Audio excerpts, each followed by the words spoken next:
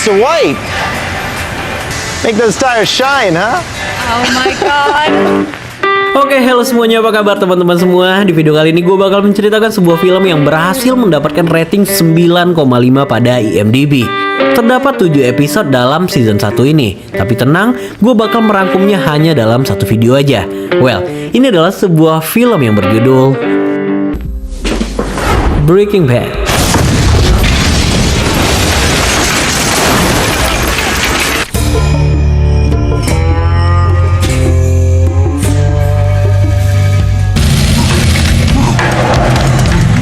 Di awal film, kita langsung disuguhkan pada sebuah adegan menegangkan. Sebuah mobil camper van melaju dengan kecepatan tinggi seperti sedang dikejar oleh seseorang. Mobil itu dikendarai oleh seorang pria parubaya yang hanya mengenakan pakaian dalam beserta masker anti racun di wajahnya. Pria tua itu sempat mengambil dompet dan pistol sebelum meninggalkan mobilnya. Dia juga sempat membuat rekaman perpisahan untuk keluarganya. Sebelum akhirnya, pria itu mendekati jalan raya dan mengarahkan pistolnya pada mobil petugas yang mulai mendekatinya. Dan scene pun berpindah pada 3 minggu sebelumnya. Well, kita bakal berkenalan dengan aktor utama kita yang bernama Walter White. Seorang ayah dari Walter White Jr. dan memiliki satu istri bernama Skyler. Yang ketahuan baru satu. Walter adalah seorang ilmuwan kimia yang telah mendapatkan banyak Nobel penghargaan akan prestasinya. Namun di umurnya yang telah menyentuh setengah abad ini, Walter sering sakit-sakitan.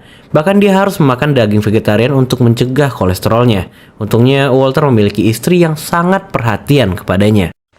Walter Jr. sejak kecil didiagnosa mengalami kelumpuhan otak. Ini menyebabkannya kesulitan dalam berbicara dan gangguan pada saraf motoriknya, sehingga mengharuskannya menggunakan bantuan tongkat untuk berjalan.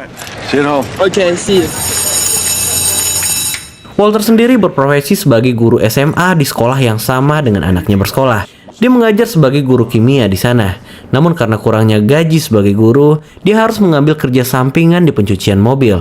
Sialnya, salah satu customernya di hari itu adalah muridnya di sekolah, yang dimana secara nggak langsung mereka mempermalukannya di hari itu. Meski begitu, Walter memilih untuk diam dan mengalah aja. Sampainya di rumah, ternyata keluarga telah menunggu untuk memberikan surprise ulang tahunnya yang ke-50 ini. Surprise ini dihadiri oleh beberapa teman dan adik dari Skyler yang bernama Mary dan suaminya yang bernama Hank.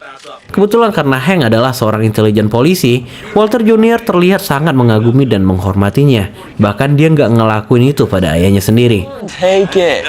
Check it out, Walt. No, it's just heavy. That's why they hire men. Sialnya karena merasa berkuasa, Hank bahkan berani ngebully Walter dan mempermalukannya di depan anak dan istrinya. Sampailah pada keesokan harinya. Pada saat bekerja, Walter yang tengah melihat pemandangan, tiba-tiba jatuh nggak sadarkan diri. Karena ini dia dibawa oleh ambulan ke rumah sakit. Walter mengaku bahwa dia hanya batuk ringan karena kurang sarapan tadi pagi. Namun setelah diperiksa oleh dokter, ternyata Walter mengalami Mr. White, you understood what I've just said to you. Lung cancer. Inoperable. Ya, dia dinyatakan kanker paru-paru stadium akhir dan kemungkinan hidupnya hanya bertahan beberapa tahun lagi. Hey. Sesampainya di rumah, Walter nggak langsung memberitahu hal ini pada istrinya. Dia bersikap pasif seperti biasanya, seperti nggak terjadi apa-apa. Hingga keesokan harinya, Walter yang terus-terusan melamun mendapat teguran dari bosnya. Tapi entah apa yang merasukinya siang itu, dia malah kembali mengumpat dan memarahi bosnya itu. Dan dia pun resign pada hari itu juga.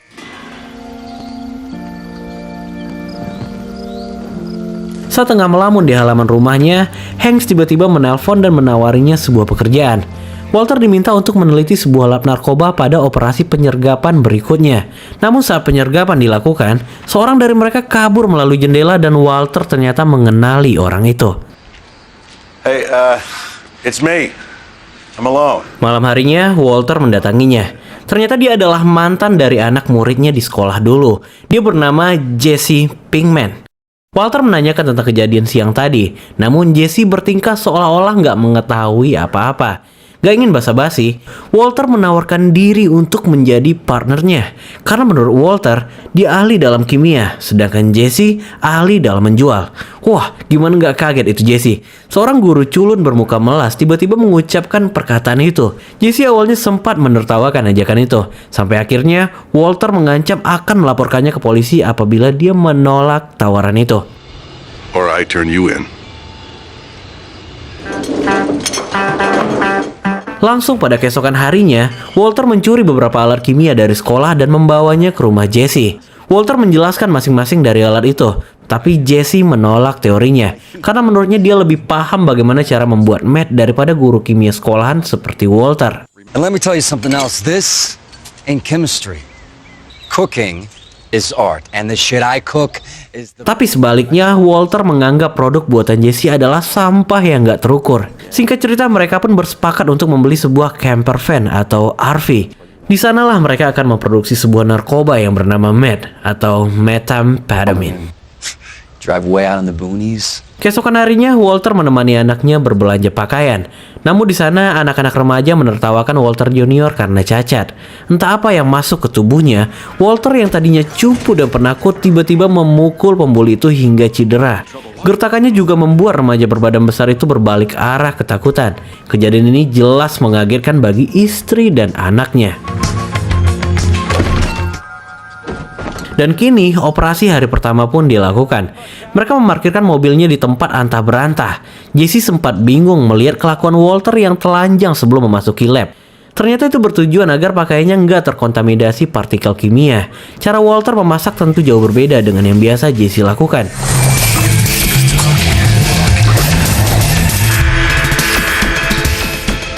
This is glass grade. Dan saat meth itu berhasil diproduksi, ini benar-benar membuat Jesse terpesona. Menurutnya itu adalah kristal terbesar sekaligus terbening yang pernah dia lihat seumur hidupnya. Walter nggak peduli dengan pujian itu. Yang dia inginkan hanyalah mendapatkan banyak uang dalam waktu yang cepat. Dan keesokan harinya, Jesse langsung meminta seorang temannya untuk menjualkan meth itu. Dia adalah Domingo, seorang yang memiliki banyak channel untuk barang haram itu, sekaligus sepupu dari Emilio, partner Jesse yang sebelumnya ditangkap oleh polisi. Dan ternyata, Domingo menuduh kalau Jesse telah berkhianat dan sengaja melaporkan Emilio ke polisi. Kini Emilio telah dia tebus dan mereka pun menahan Jesse di rumahnya. Jesse diminta mengaku dari mana dia mendapatkan meth itu. Sialnya, Jesse membocorkannya. Man. Some kind of nudist? Kedatangan dua orang asing ini tentu membuat Walter kebingungan. Diperburuk saat Emilio ternyata mengenali wajah Walter yang berada di TKP saat penangkapannya. Ini membuat situasi semakin buruk. Run, Mr. Wright, run! Mereka dituduh sebagai mata-mata polisi. Berniat melarikan diri namun gagal. Tak punya pilihan lain, Walter pun bernegosiasi dengan menawarkan formulanya kepada mereka. Put the cigarette out.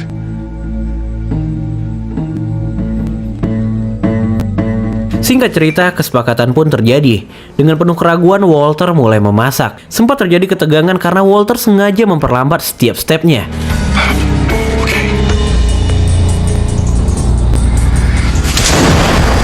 Hingga akhirnya Walter sengaja meledakkan senyawa beracun dan segera keluar dari van itu. Senyawa itu menyerang pernafasan yang mampu menyebabkan kematian hanya dengan sekali hirup aja.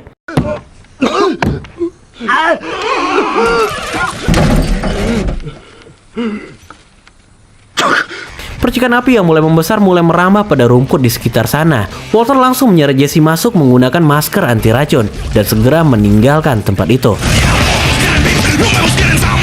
Dari sini, scene pun kembali ke awal film, di mana Walter terlihat tengah kebut-kebutan dan diiringi dengan suara sirine petugas hingga berakhir saat dia mengarahkan pistol ke arah sirine itu berbunyi.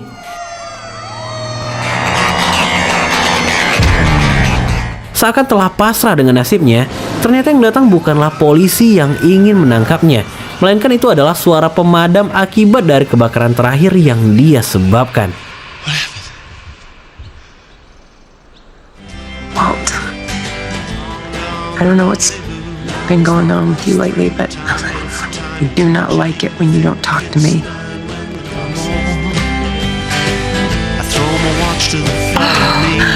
Walt, is that you?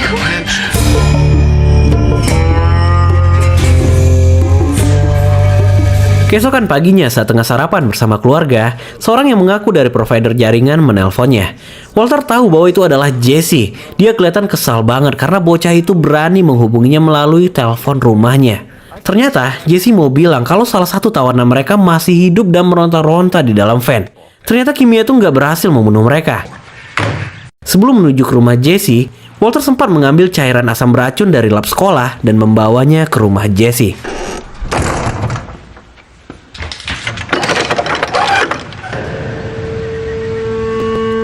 Ternyata benar aja, Domingo berhasil melarikan diri dengan keadaan sempoyongan. Untungnya Walter melihat sehingga dia bisa langsung mengamankannya. Okay, you know what? Di momen ini, hubungan antara Jesse dan Walter memburuk nih teman-teman. Well, you gotta do something. We. Okay, this whole thing was your... Don't you dare put that on me. Bacotan Jesse yang kekanak-kanakan juga membuat keadaan semakin memanas. Pilihan untuk melepaskan Domingo bukanlah ide yang bagus. Ditambah lagi dengan kematian Emilio sepupunya. Sudah pasti dia akan menghabisi keluarga mereka apabila bebas. Tapi bagaimanapun, mayat Emilio akan segera mengeluarkan bau. Sehingga mereka harus menyelesaikannya secepat mungkin. Dissolving in strong acid. Oh man, that's messed up. You serious? Well, who's gonna do that?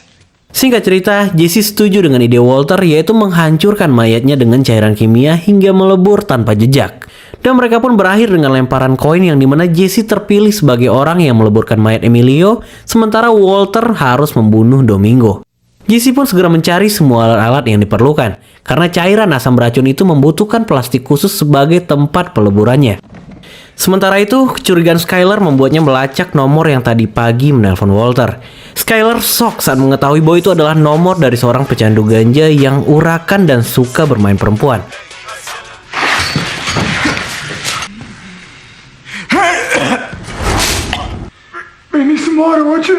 Di waktu yang sama, Walter mendatangi Domingo. Bukannya membunuhnya, Walter malah memberikannya makanan dan minuman. Dia sempat mengutuk dirinya dengan kata pengecut. Seakan itu nggak cukup, dia pun melinting daun ganja yang ada di meja dan menghisapnya layaknya seorang pemakai. We're good. Pada keesokan harinya, Walter menemani istrinya untuk memeriksa keadaan bayi mereka.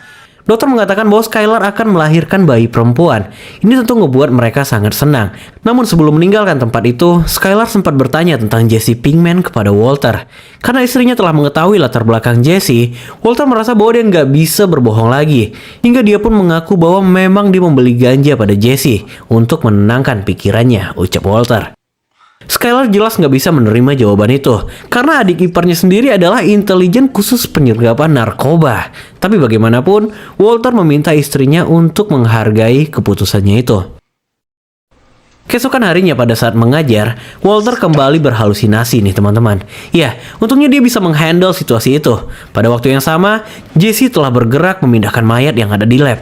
Namun saat tengah memindahkan mayat itu, Skyler tiba-tiba datang dan menerobos masuk ke halaman rumahnya. Skyler mengancam akan menjebloskannya ke penjara apabila dia masih menjual marijuana pada suaminya. Bagaimanapun Jesse cuma bisa menunduk dan berharap dengan cara ini Skyler akan segera meninggalkannya. Skyler sempat mencium bau nggak enak di sekitaran sana, tapi untungnya dia nggak curiga dan segera meninggalkan Jesse.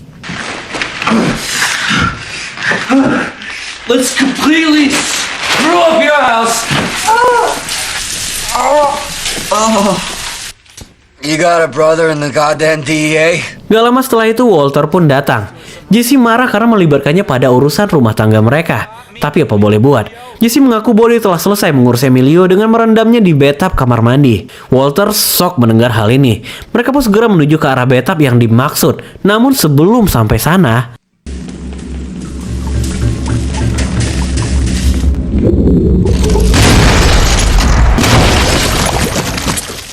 bathtub itu hancur lebur sampai-sampai menghancurkan bangunan di bawahnya.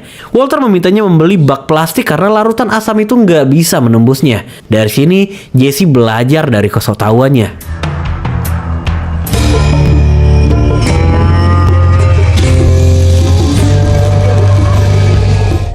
Pada saat membersihkan sisa kekacauan itu, Walter sekilas mengingat masa mudanya saat dia masih meneliti cairan penghancur tersebut. Hydrogen. Carbon 9%. Carbon. 9. Down where the magic happens. Got a whole skeleton to account for. You would think, right? Right. Sialnya meski telah menggunakan masker lengkap, bau dari cairan itu masih terhirup yang membuat batuk akutnya kembali kambuh dan semakin parah. Semua diperburuk saat Jesse ketahuan mengkonsumsi kristal yang seharusnya untuk dijual. Pun Walter selalu mengatakan bahwa mereka hanya membuat dan bukan mengkonsumsi. Tapi Jesse yang dasarnya udah bebal menolak keras perintah itu. Ditambah lagi Walter belum selesai mengurusi tugasnya untuk menghabisi Domingo. Jadi Jesse selalu ada alasan untuk membuat Walter tak berkutik.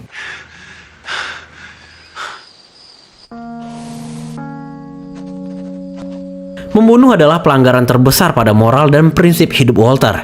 Banyak aspek yang dilanggar apabila dia melakukan itu. Tapi kalau dia ngelepasin Domingo, hanya satu aspek yang akan mungkin terjadi, yaitu Domingo akan menghabisi seluruh keluarganya. Kegalauan inilah yang membuatnya terus mengulur dan mengulur waktu. Hey, sweetie, it's me. Sementara itu, hubungannya dan Skylar kini juga kian memburuk. Perubahan pada Walter benar-benar sulit untuk diterima. Walter sering hilang tanpa kabar, pulang malam tanpa kejelasan. Hal ini membuat Skylar merasa kalau Walter menyembunyikan sesuatu darinya. Pada malam harinya, Walter kembali membuat makan malam untuk Domingo. Walter membuang kulit pinggir-pinggir roti itu seperti yang kemarin dilakukan Domingo. Jadi dia sebenarnya nggak hanya ngasih makan, tapi Walter juga benar-benar ikhlas melakukannya. Dengan sepoyongan, Walter pun turun ke basement untuk memberikan makanan itu. Batuknya semakin menjadi-jadi di sini. Dan sesaat sebelum dia memberikan roti itu,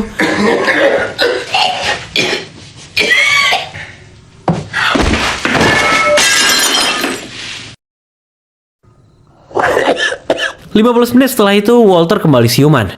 Dia segera membereskan pecahan kaca dan kembali membuatkan roti untuk Domingo. Terjadi obrolan antara mereka berdua. Walter mengaku kalau dia memiliki kanker paru-paru. Ya, Walter terkesan ingin berkenalan lebih baik dengan Domingo. Domingo sempat mengingatkannya bahwa dengan tidak mengetahui dirinya terlalu dalam, itu akan memudahkan Walter saat membunuhnya. Like I said, say what happened between us. And what's best for both parties is we forget all about it. Singkat cerita, watak lembut yang dimiliki Walter akhirnya dimanfaatkan oleh Domingo untuk mendoktrinnya. Domingo berjanji akan pergi jauh dan berlaku seakan-akan tak pernah mengenal satu sama lain. Obrolan pun semakin intim di sini. Ditambah lagi saat mengetahui bahwa Domingo adalah anak dari salah satu pemilik toko furniture terbesar di kota yang bernama Tom Pico. I remember recognizing your dad from those commercials. Yeah, no shit. Tampaknya niat Walter untuk menghabisi Domingo semakin pudar nih teman-teman. Singkat cerita, Walter pun memilih untuk mempercayai Domingo dan mengkhianati perjanjiannya dengan Jesse. Kini kunci telah berada di tangannya dan akan segera melepaskan Domingo. Namun sesaat sebelumnya, Walter kembali mengambil pecahan piring dan menyatukannya. Tak diketahui apa maksudnya, yang pasti dia mengutuk seseorang dengan mengatakan, Don't do this. Why are you doing this? Kini hanya tersisa satu langkah terakhir. Domingo tersenyum ke arahnya. Dengan penuh keraguan, Walter pun memintanya untuk memutar badan.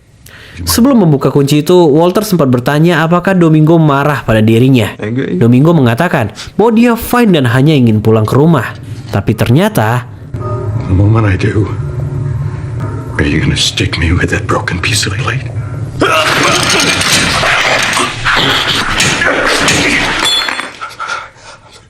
I'm so sorry. well, sampailah pada keesokan harinya. Jesse pulang dan gak menemukan apapun lagi di rumahnya. Semuanya bersih sebersih-bersihnya. Seakan ini adalah momen terakhir dari bisnis mereka. Di waktu yang sama, polisi menemukan jejak lab dari kebakaran terakhir yang dihasilkan.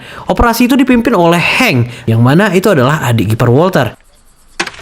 Di dalam mobil yang terakhir ditinggalkan Domingo dan Emilio, Hank menemukan seplastik kecil Matt. Dia menganalisa bahwa Matt itu lebih putih dan bening daripada biasanya. Sialnya, mereka juga menemukan masker yang dibuang oleh Walter waktu itu. Sementara itu, Walter berjalan pulang dengan wajah kalahnya. Seakan teringat dengan kata-kata Domingo semalam, bahwa dunia semacam ini nggak cocok untuknya. Sampainya di rumah, setelah sekian lama, Walter akhirnya menceritakan tentang penyakit yang dialami kepada Skylar. They tell us it is the purest. 99.1%. We got new players in town. Jesus, Wall, you burned the shit out of him. Hari-hari pun berlalu. Di akhir pekan, Skylar mengundang Hank dan Mary untuk barbecue di rumahnya. Awalnya semuanya tertawa layaknya orang lagi berkumpul-kumpul biasa. Hingga Hank membuka obrolan tentang bagaimana awal pertemuan antara Walter dan Skylar. Walter pun mulai menceritakan akar romantisme mereka. Tapi Skylar tiba-tiba menangis saat Walter menceritakan itu. Ternyata Skylar nggak mampu mendengar semua cerita indah itu di saat Walter tengah berjuang akan kanker stadium akhirnya. Dari sini terjadilah obrolan keluarga. Skylar yang memiliki energi dan sangat suportif pada Walter meyakinkan bahwa semua orang ingin membantunya dan dia nggak perlu menyembunyikan penyakitnya. Saat Hank membahas tentang penyebabnya, Skylar langsung berasumsi bahwa ini semua disebabkan oleh kebocoran lab kimia di tempat Walter bekerja 20 tahun lalu. Skylar mengingat persis saat Walter mengeluh karena mereka nggak memberikannya masker anti racun di saat itu. Untungnya, Hank nggak terlihat curiga saat Skylar mengatakan ini. Kini solusi terakhirnya, Mary sebagai dokter akan mengurus semua radiologi pengobatan dan akan memberikan oknologi terbaik untuk penyembuhan Walter. That's good. Di waktu yang sama, Jesse mengadakan pesta narkoba bersama 2 orang temannya di rumahnya. Kelihatan di sini bahwa teman-temannya hanya memanfaatkan Jesse untuk mendapatkan kristal terakhir yang ada di tangannya. Keesokan paginya, dokter onkologi menelpon Skylar dan mengenakan biaya 5.000 USD atau setara dengan 75 juta rupiah hanya untuk sekali konsultasi. Skylar meminta Walter untuk gak menyerah hanya karena masalah uang. Lagi pula dia juga bisa meminjam pada Hank atau pada orang tuanya. Tetapi itu bukanlah suatu prinsip yang dipegang oleh Walter. Jadi dia menolaknya dengan mengatakan kalau dia bakal ngambil uang pensiunannya lebih awal. Padahal yang sebenarnya Walter telah menyimpan beberapa uang dari penjualan terakhir crystal meth-nya. Siang harinya Walter pun berniat menyetor uang cashnya ke bank. Tapi saat berada di jalan, terdengar sirene polisi yang menuju ke arahnya. Walter kelihatan panik banget. Tapi untungnya, polisi itu ternyata nggak mengejarnya. Sesampainya di bank, Walter mengantri untuk mengambil spot parkiran.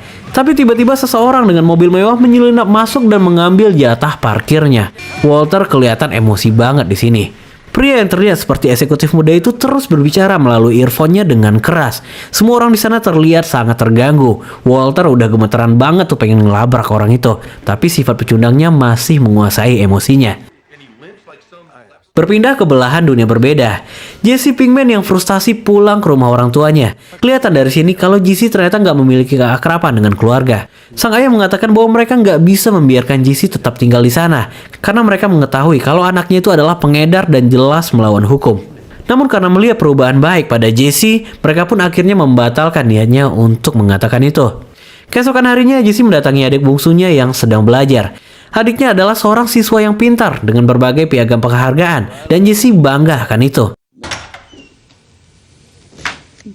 Jay? Yeah, fine, Mom. Tapi keberadaan Jesse di kamar adiknya tampaknya nggak disukai oleh orang tuanya. Ya, mereka takut Jesse memberikan pengaruh buruk untuk sang adik. Tapi adiknya membantah saat Jesse mengatakan bahwa ayah dan ibunya begitu membencinya. Karena menurut sang adik, Jesse selalu menjadi perhatian dan pembicaraan setiap waktunya. Semalaman Jesse memikirkan ucapan itu. Apa benar ibu dan ayahnya masih menyayanginya? Buku dan mainan masa kecil juga membawanya ke dalam nostalgia dan menambah kesedihannya malam itu. Tak lama kemudian, seorang teman menelpon dan mengatakan bahwa dia ingin membeli seluruh stok meth yang ada pada Jesse. You up for making some fat stacks? Dan scene pun berpindah pada pagi harinya. ART menemukan selinting ganja di kamar adiknya Jesse. Karena hal ini, Jesse langsung dipanggil untuk menghadap. Berkali-kali kesempatan telah diberikan, namun Jesse selalu mengkhianatinya, ucap sang ibu. Dari sini sang ayah pun menegaskan bahwa Jesse nggak diperbolehkan lagi untuk pulang ke rumah mereka. Dengan kata lain, Jesse diusir dari rumah. Adiknya sempat mendatangi Jesse sebelum dia meninggalkan rumah. Sang adik mengucapkan terima kasih karena Jesse tak mengatakan kebenaran bahwa adiknya lah pemilik sebenarnya dari ganja itu. Saat adiknya meminta kembali ganja itu, Jesse menginjak dan menghancurkannya. Jesse mengatakan bahwa itu adalah jenis ganja yang berbahaya untuk dikonsumsi. Ya, ternyata ganja itu adalah milik adiknya dan bukan milik Jesse. You can't be serious. Dari kepergian ini, Jesse langsung menuju ke rumah Walter. Walter marah banget karena Jesse udah semakin lancang, bahkan berani mendatangi rumahnya. Walter bilang kalau mereka udah nggak punya urusan apa-apa lagi, semua udah berakhir, dan dia nggak menerima tawaran apapun. Ternyata kedatangan Jesse adalah untuk memberikan hasil penjualan terakhir sebesar 4.000 US dollar, dan dia berharap Walter bisa kembali bekerja sama dengannya.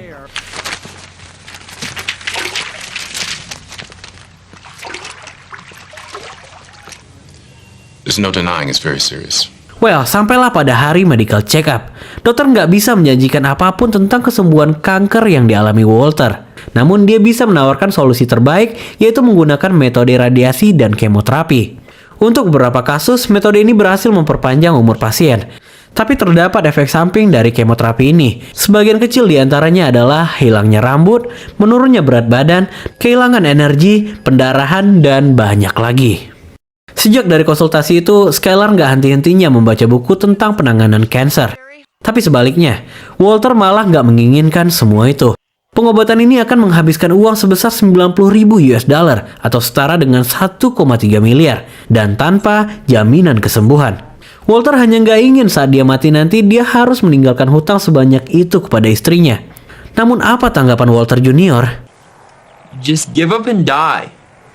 Yes, meskipun begitu, Walter nggak pernah memarahi anaknya. Meskipun kadang tampak payah, namun dia adalah seorang ayah yang sangat bertanggung jawab untuk keluarganya. Saat berada di perjalanan, batuknya kembali menyerang. Namun kali ini nggak main-main. Dia mengeluarkan darah dari mulutnya. Bersamaan dengan datangnya pria yang hari itu sempat mencuri spot parkirnya. Tindakan pria itu mengklakson wanita parubaya yang sedang melintas benar-benar keterlaluan. Seakan iblis memasuki tubuhnya, Walter langsung keluar dan memasukkan benda serupa struman ke dalam kap mobil pria itu. Dan hanya butuh beberapa detik, mobil itu meledak dan terbakar. Pria sombong pemilik mobil itu hanya bisa menangis meratapi harga dari mobilnya itu.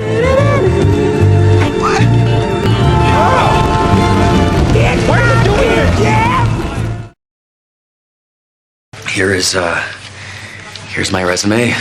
Well, buntu dengan kehidupan ilegalnya, Jesse akhirnya memutuskan untuk melamar ke sebuah perusahaan. Dia mengaku sangat ahli dalam bidang menjual apapun. Tapi karena dia belum memiliki pengalaman apapun, HRD menolak pengajuannya. Setelah itu, Jesse menemui seorang temannya yang bekerja di perusahaan yang sama. Karena selalu mengaku bahwa dialah orang yang memasak mad pada teman-temannya, pria itu pun menawarkan kerjasama. Pria itu mengaku memiliki koneksi untuk menyediakan bahan baku. Jadi dia bisa menyediakannya dan Jesse hanya perlu memasak. Yes, di momen ini Jesse udah benar-benar kelihatan frustasi. Sementara itu, Walter dan Skylar mendatangi undangan pesta dari rekan lamanya yang bernama Elliot. Elliot, you made it.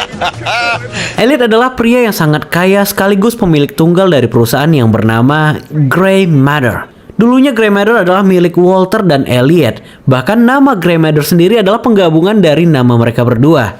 Namun setelah mendapatkan semua formula yang dibutuhkan, Elliot segera mengamankan paten perusahaannya dan menendang Walter keluar. Kini Elliot sangat kaya, sedangkan Walter hidup serba kekurangan. Makanya terlihat sedikit kecanggungan pada pertemuan ini. It's a Stratocaster. Not just any Strat. Sialnya, pesta dengan tagline tanpa bingkisan ini mendapat banyak sekali hadiah dari orang-orang yang datang. Hingga akhirnya setiap hadiah dibuka di depan semua hadirin. Semuanya memberikan hadiah mahal kepada Elliot. Sedangkan Walter yang hidup serba kekurangan hanya membawa bingkisan kecil. Dan kalian tahu apa isinya? Yum Good Ramen. This is what Walt and I... Untungnya Elliot menyelamatkan Walter dengan mengatakan histori dari mie itu. Saat zaman kuliah dulu, mie itulah yang selalu menjadi penyelamat mereka, sehingga menjadi saksi dari kesuksesan mereka saat ini. Bukan mereka sih, cuma dia doang. Thank you, Walt. Singkat cerita, tujuan dari undangan Elliot kepada Walter sebenarnya ingin kembali menawarkannya kerjasama pada perusahaannya. Elliot mengatakan bahwa dia bisa memberikan jaminan asuransi terbaik untuk kesehatan Walter. Entah ini penghinaan atau apa. Cuman kita bisa membayangkan ya gimana perasaan Walter. Dia yang dulunya pemilik perusahaan itu kini mau direkrut oleh partner selevelnya sebagai karyawan. Well, meskipun sangat membutuhkan bantuan itu, tapi Walter menolak menerimanya. Saat berjalan pulang, Walter memarahi Skylar karena mulutnya terlalu mudah membuka masalah pribadi kepada orang lain. Walter sangat menjaga privasi akan penyakit yang dialami, sedangkan Skylar sangat ingin Walter terbantu dan cepat sembuh. Okay, what did you say? What do you think I said? Why? Hey, dude, are these bullet holes? Ventilation. Sementara itu, Jesse kini telah melancarkan aksinya dengan partner barunya. Reaksi pertama saat partnernya itu melihat botol-botol milik Walter sama seperti Jesse dulu. seperti seorang bajingan yang besar mulut dan sok tahu. Dan kini proses memasak pun dimulai. Sedikit ilmu yang ia dapatkan dari Walter dia implementasikan dalam proses pemasakan ini. Keberadaan partner barunya benar-benar nggak membantu sama sekali. Nggak ada profesionalitas seperti yang dilakukan Walter sebelumnya.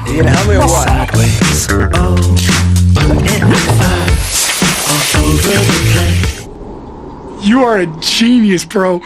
Singkat cerita, Matt kini berhasil dimasak. Partnernya terlihat sangat riang melihat butiran-butiran kristal itu, tapi tidak dengan Jesse. Dia mengatakan bahwa itu adalah produk yang kusam dan cacat. Ukurannya pun jauh lebih kecil daripada semestinya. Tanpa pikir panjang, Jesse pun membuang Matt itu. Ah! Are you out of your mind? It's not for you, it's for our customers. What? What are you? Kembali ke Walter. Saat pulang dari mengajar, ternyata dia telah ditunggu oleh keluarga besar bersama Mary dan Hank di rumahnya. Ya, ternyata Skylar telah mengatur pertemuan ini untuk membahas keputusan Walter yang menolak pengobatan akan penyakitnya. Satu persatu dari mereka akan mengutarakan pendapatnya menurut kacamata masing-masing. Menurut Skylar, Walter seharusnya menerima bantuan dari Elliot karena uang itulah yang benar-benar bisa membantunya di situasi ini. Dilanjutkan dengan Walter Jr. yang juga mengungkapkan kekesalannya karena ayahnya benar-benar berubah seperti orang yang ingin menyerah. This here, you're scared of a little chemotherapy? Namun saat giliran Mary berbicara, pendapat mulai berbeda nih teman-teman. Mary menyetujui keputusan Walter. Sebagai dokter dia mengaku sedih melihat pasien yang menghabiskan minggu atau bulan terakhirnya hanya untuk berobat dan ditakut-takuti oleh dokter. I'm sorry, but it's true. Pandangan ini juga didukung oleh Hank. Tapi yang terjadi adalah Skylar memarahi mereka karena nggak mendukung opininya. Padahal dari awal Skylar lah yang menegaskan bahwa semuanya harus jujur dan terbuka. Sementara itu Walter hanya diam seperti melihat anak-anak yang sedang berargumen. Hingga akhirnya Walter pun mengambil bagiannya untuk berbicara. Walter mengatakan bahwa di hari-hari terakhirnya dia hanya ingin menghabiskan waktu bersama keluarga. Dia nggak ingin hidup seperti orang mati yang hanya bisa terbaring dan memberikan beban pada keluarganya. Dia nggak ingin kepergiannya diingat dengan cara seperti itu. Namun, dia merasa bahwa selama ini dia nggak pernah mengambil keputusan berdasarkan keinginannya sendiri. Jadi dia meminta semua orang untuk bisa menghargai apapun yang dia putuskan. But what good is it to just survive if I am some dead man, some artificially alive? And that's how you would remember me. I choose not to do it.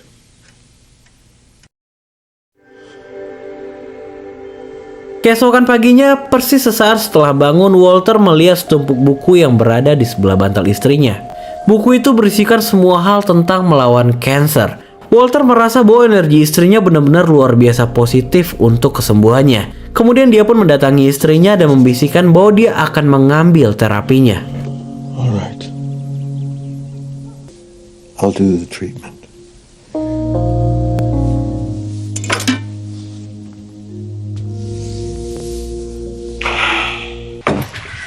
Berpindah ke Jesse. Proses pemasakan kedua pun kini telah selesai. Namun sialnya, hasilnya sama aja. Matt itu kusam dan memiliki kualitas yang sangat buruk. Ketika Jesse hendak kembali membuangnya, partnernya pun mengamuk. Partnernya mengatakan bahwa 3 pons bahan baku pseudo telah terbuang dan Jesse seenaknya ingin membuang kristal itu. Perkelahian pun terjadi di sini. Jesse menyiramnya dengan cairan kimia dan mendorong pria itu keluar dan dia pun segera meninggalkan tempat itu.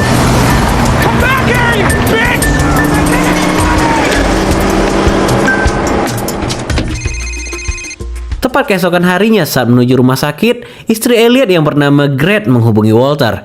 Dia menanyakan alasan penolakan Walter atas pembiayaan rumah sakit yang ditawarkan oleh Elliot. Karena menurut Gret, uang itu adalah haknya.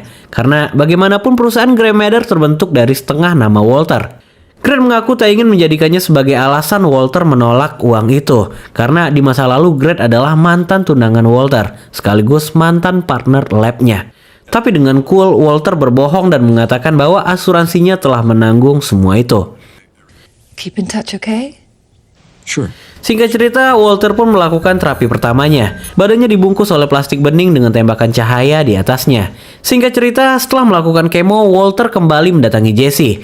Gak ada basa-basi. Kalimat pertama yang keluar dari mulut Walter adalah, Wanna cook?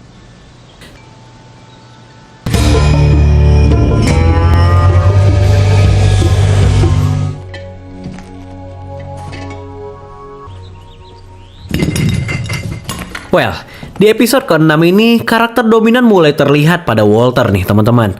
Kali ini dia membuat batasan-batasan yang nggak boleh dilanggar dengan alasan apapun. Semua hal menyangkut lab adalah urusannya, tanpa bantahan. Sedangkan semua urusan di luar sana itu adalah urusan Jesse. Dalam artian, Walter nggak ingin tahu apapun yang terjadi di luar sana. Yang pasti, dia membuat crystal meth terbaik dan Jesse harus menjual dengan cara apapun. Obrolan ini diselingi oleh ledakan hebat dari sebuah kawasan kartel. Di sini nih, Walter terlihat dengan tampilan berbeda sambil berjalan membuat sebuah karung di tangannya. Dan scene pun kembali ke beberapa waktu sebelumnya. And fulminate of mercury is a prime. Hari itu Walter kembali mengajar seperti biasa. Hanya aja kali ini batuknya udah benar-benar mengganggu nih teman-teman.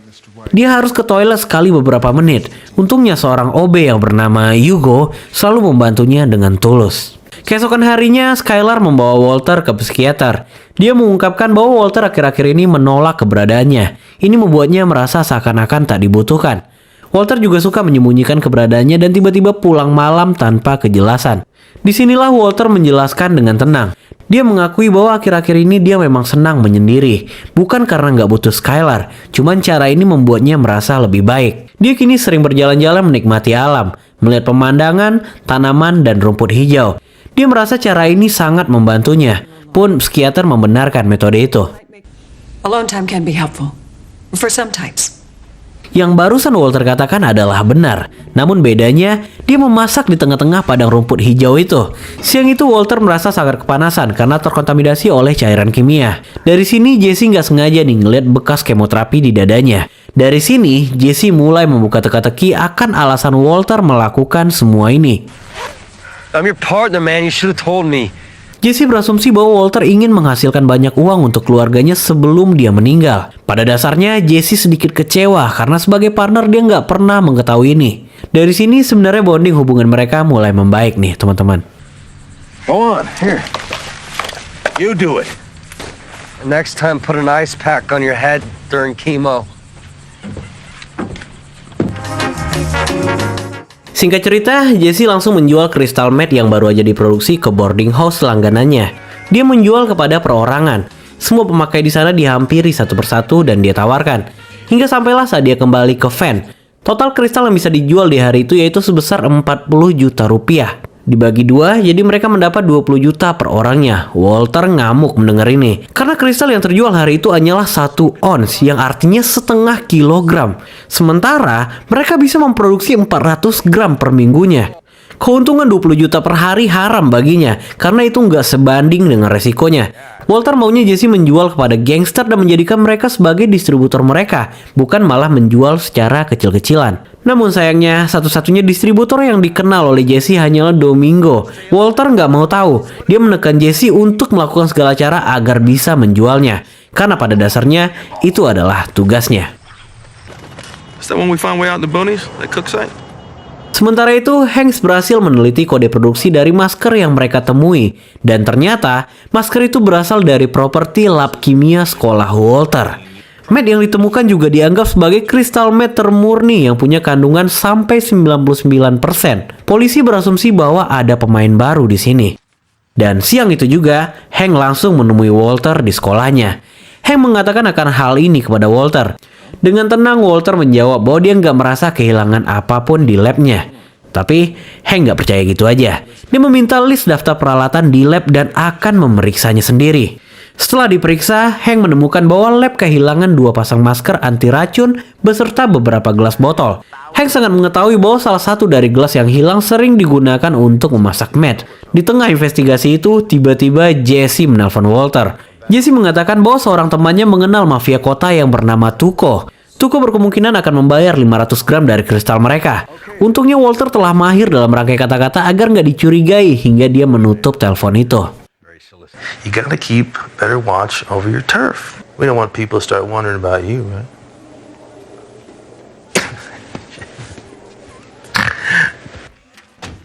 Sementara itu, Jesse dan rekannya telah sampai ke depan markas Tuco. Hawa dari tempat itu sangat-sangat tidak bersahabat. Mereka ditahan di pintu pertama, tapi karena rekannya mengenal Tuco, mereka diloloskan. Sampai di lantai kedua, mereka kembali ditahan oleh 2 pria berbadan besar. Mereka diperiksa sedetail mungkin sebelum bertemu Tuko. Tuko, what's happening, my brother?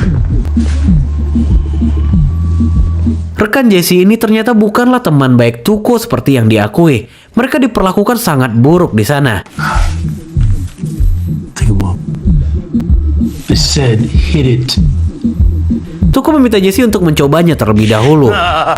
Setelah merasa aman, Tuko pun akhirnya mencobanya sendiri. Booyah! Wow! Where'd you get it?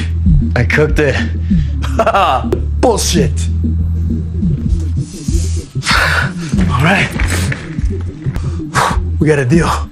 See, I told you Tuko would hook you up. Dia langsung menyukai dan menyetujui deal itu. Dia langsung meminta mereka berdua untuk keluar. Tapi karena belum dibayar, Jesse tentu nggak mau melakukan itu. Hal ini membuat Tuko marah karena terkesan nggak mempercayainya. Merasa keadaan mulai di luar kendali, Jesse mencoba melarikan diri. Sialnya dia nggak berhasil. Jesse kembali diseret menghadap Tuko. Deal pun kembali dibicarakan di sini. Karena Jesse membawa kristal yang sangat dia inginkan, Tuko pun langsung mengeluarkan duit sebanyak 520 juta rupiah dari berangkasnya. Tapi bukan untuk membayarnya. Uang itu digunakan untuk memukul Jesse hingga pingsan gak sadarkan diri. Move crystal in the South Valley, but me, bitch! Keesokan paginya, Hank bersama anggotanya mendatangi Hugo. Ya, mereka menangkap Hugo di depan semua murid-murid. Hingga pada malam harinya mereka membahas masalah ini saat tengah bermain kartu. Menurut Hank, Hugo adalah salah satu pemilik akses dari laboratorium. Berdasarkan latar belakangnya, Hugo juga memiliki beberapa catatan kriminal. Diperkuat saat polisi menemukan linting gajah besar di mobilnya. Dari sini, Hank dan anggotanya menyimpulkan kalau Hugo adalah orang di balik hilangnya alat-alat lab. Di momen ini terlihat rasa bersalah di wajah Walter. Tuduhan itu membuat Hugo harus kehilangan pekerjaannya dan mendekam di penjara selama beberapa bulan. Tapi bagaimanapun, Walter nggak bisa berbuat banyak. Malam harinya pada saat mandi, Walter menemukan bahwa rambutnya mulai mengalami kerontokan hebat. Ini sesuai dengan efek samping dari kemoterapi yang dia jalani. Jadi Walter nggak begitu mengkhawatirkannya. Jesse yang nggak kunjung ada kabar membuat Walter menelponnya. Namun yang mengangkat ternyata bukanlah Jesse. Rekannya mengatakan bahwa Jesse berada di rumah sakit. Saat itu juga Walter mendatangi rumah sakit itu. You the guy? Who is he?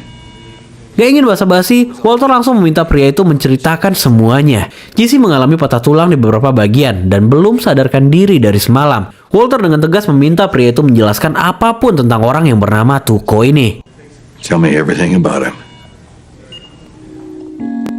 Sementara itu efek samping dari kemoterapi kini benar-benar terasa di tubuh Walter. Rambutnya rontok lebih banyak daripada sebelumnya. Gak ingin pusing dengan masalah rambut, Walter pun memotong habis rambutnya. Tampilan barunya itu cukup mengagetkan istri dan anaknya. Tapi tampaknya dia lebih fresh dengan penampilan itu. Walter Junior juga mengaku menyukainya. Siang itu Walter terlihat berada di mobil memegang seplastik kristal mat di tangannya. Ternyata Walter berada di depan markas Tuko. Dengan penuh keberanian dia mendatangi penjaga dan meminta orang itu untuk membawakannya kepada Tuko. Dari sini Walter diizinkan masuk menghadap penjaga kedua. Singkat cerita sampailah dia menghadap Tuko. What's your name? Heisenberg. Walter menolak tawaran duduk yang dipersilakan. Tujuan kedatangannya adalah meminta uang sebesar 750 juta. 500 juta untuk mat yang dia curi dan 250 juta untuk kerusakan pada Jesse. Oh yeah, I steal your dope.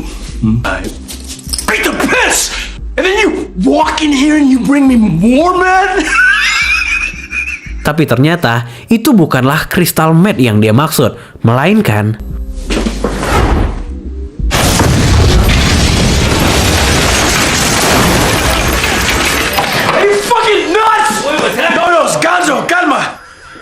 Calma.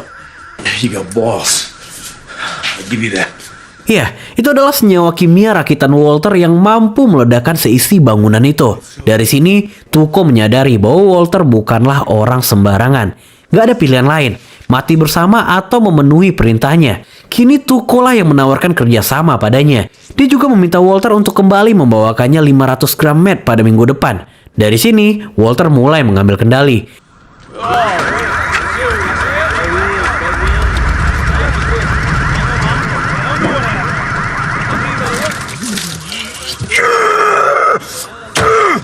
Kejadian ini menjadi poin utama di mana Walter benar-benar keluar dari karakter aslinya, melawan ketakutan untuk membuatnya menjadi benar-benar hidup. Uang 750 juta di tangannya adalah saksi dari lahirnya karakter baru Walter yang dia namakan dengan Heisenberg.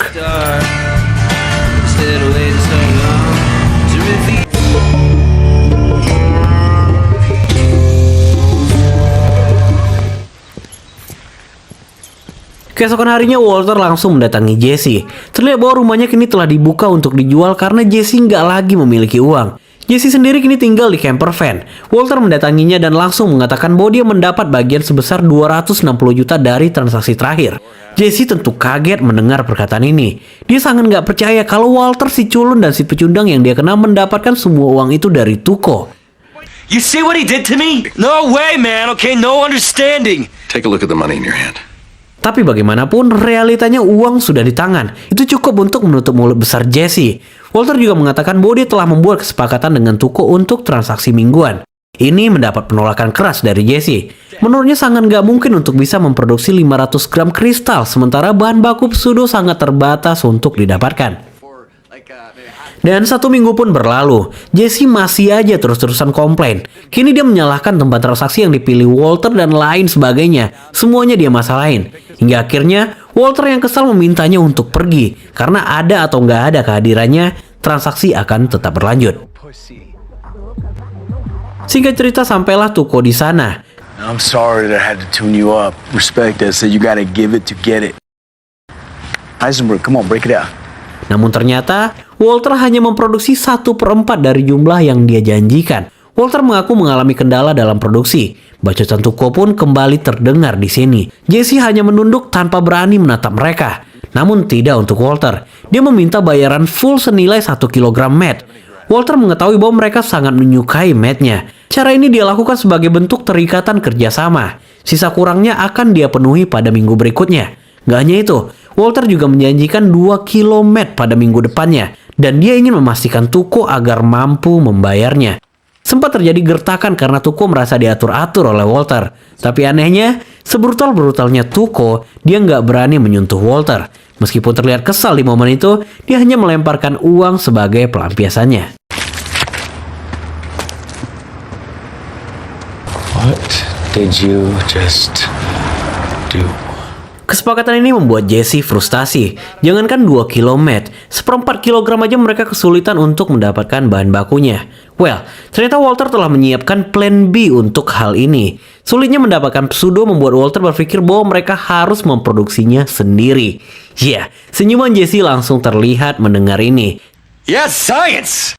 Singkat cerita, Jesse pun diminta untuk mencari semua bahan baku yang diperlukan untuk membuat pengganti pseudo.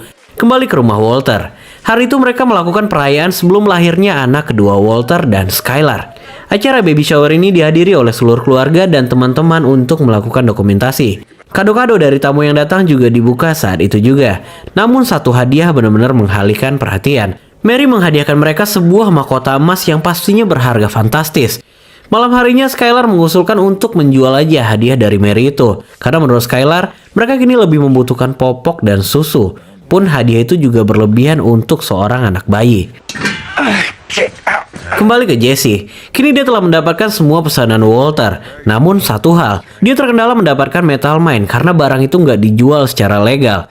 Seorang kenalannya menawarkan bantuan, namun dia meminta 140 juta rupiah untuk satu barang itu aja. Karena untuk mencuri barang itu, mereka harus menembus pintu baja yang dijaga oleh petugas dan kamera pengintai. Walter selalu punya ide yang berbeda. Daripada harus membayar mahal, kenapa nggak mereka aja yang melakukannya? Pintu baja bukanlah masalah besar untuknya. And he could melt right through 4 inches of solid steel and destroy that gun forever. Oh yes, it's from this store. Di waktu yang sama, Skylar benar-benar mendatangi toko untuk menukarkan mahkotanya dengan uang. Pria itu pun langsung meminta rekannya untuk mengawasi Skylar, sementara dia menelpon polisi karena mahkota yang dipegang Skylar adalah hasil curian.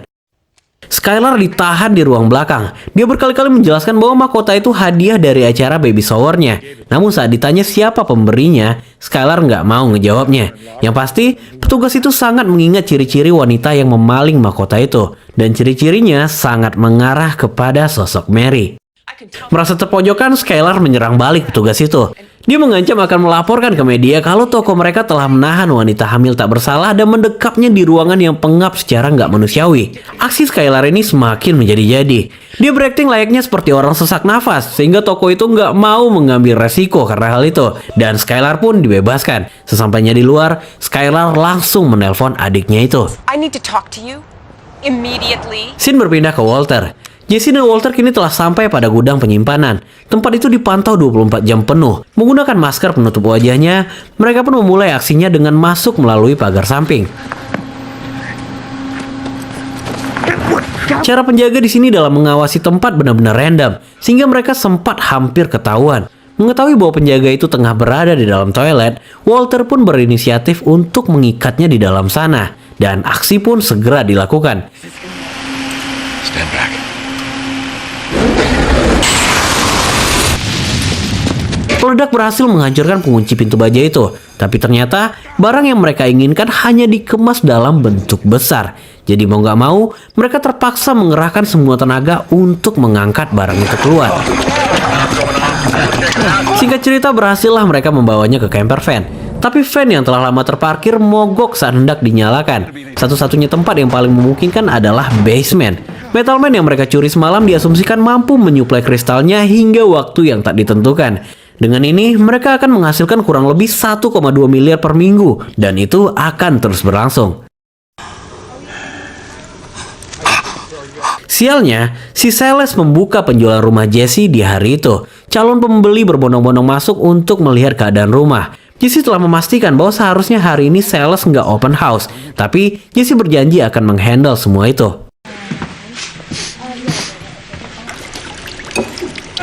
I just want to see the basement. What's the big deal? You got that? Is that sinking in? Now beat it! Get the hell out!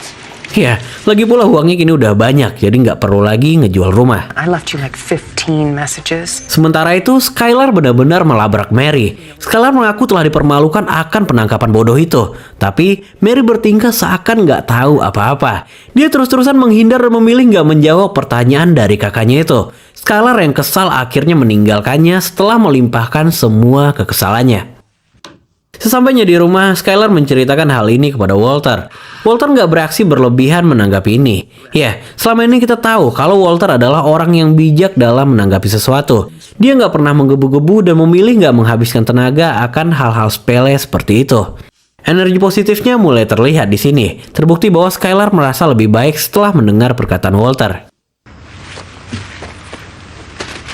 Singkat cerita, pertemuan kedua pun dilangsungkan. Tapi kali ini sedikit berbeda nih teman-teman. Matt itu berwarna biru. Tuko sempat menanyakannya. Yeah. Tapi saat mengetahui bahwa rasa dan kualitasnya masih sama, Tuko nggak mempermasalahkan itu. Ini pertama kalinya dia tersenyum secara genuine kepada Walter. Tuko bilang bahwa dia ingin kerjasama ini tetap berjalan baik. Tapi tiba-tiba, seorang anak buahnya mengatakan, Just remember who you're working for. What did you say? No, I'm just... No, you're just speaking for me! Tuco. Hey, why don't we all just relax, huh? I'm left. Tuko yang sebelumnya anteng dan kalem tiba-tiba ngamuk. Nggak diketahui pasti apa alasan Tuko memukul anak buahnya itu. Tapi yang pasti, perkataan dari anak buahnya itu memang terkesan lancang dan berpotensi membuat hubungan Walter dan Tuko memburuk. Setelah menghajar anak buahnya hingga pingsan, Tuko tersenyum ke arah Walter dan segera meninggalkan mereka. Dan season 1 pun selesai. Long story. Sedikit kita bahas makna tersembunyi yang tersimpan pada season 1 ini. Walter, pemeran utama kita, adalah seorang ayah yang gak pernah bergairah menikmati setiap detik dari hidupnya. Hingga pada saat dokter mendiagnosa bahwa umurnya udah gak lama lagi, disinilah api besar itu menyala. Walter merasa bahwa dia harus membuat perubahan besar sebelum meninggalkan keluarganya. Dia melawan ketakutannya. Dia keluar dari zona nyamannya. Dengan cara ini, Walter merasa bahwa dia lebih hidup daripada 50 tahun hidupnya sebelumnya. Tapi praktik memasak Matt jelas dan tentu nggak dibenarkan ya teman-teman ya. Tapi semangat perubahannya itu yang bisa kita ambil. Singkatnya, manusia itu mampu melebihi batas-batas kemampuannya apabila dia termotivasi. Well, buat kalian yang nonton alur film ini sampai habis, tolong komen di bawah ya. Kalian benar-benar juara. Jangan lupa di share, di like, dan di komen juga. Karena Breaking Bad ini memiliki 5 season, jadi masih banyak banget plot yang gak tertebak dan keseruan lainnya. Well, kita akan ketemu lagi di season 2. Doain aja. Bye-bye.